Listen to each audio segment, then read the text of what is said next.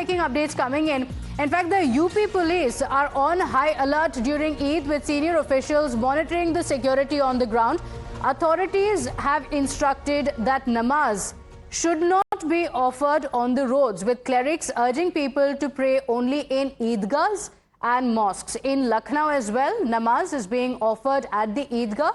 It is scheduled for around 10 a.m. So, Adib, in the location that you're at in the Eidgah, the namaz will take place at 10 a.m. and the rules are very clear that namaz should not be offered on the roads, but only within the Eidgah, within the mosque as well.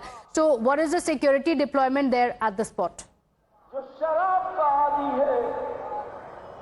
Well, definitely, Pratibha, see the clerics, they have been continuously saying and urging people from the Muslim community that they should not offer namaz on roads. And in fact, continuously from 7 a.m. this morning, you can see on the loudspeaker, they are making announcements that all those people, those who are coming, they should directly come inside the Eidgah premises and they should not offer namaz on roads. And as far as the security is concerned, you can see a large number of police forces, they have been deployed. They have also formed a human chain sort of, so that people, they are not stopping at any point of time on road, and traffic is not disrupted. Traffic is also moving freely on this particular point of time. And you can also see the jawans of paramilitary forces, they have also been deployed outside the Eidgah in Lucknow. And not just Lucknow, but the entire Uttar Pradesh has been placed on high alert. There are some sensitive districts also which have been put on alert, and clear instructions have been given by the senior officials that all the senior officials, the SP, DIG rank officers,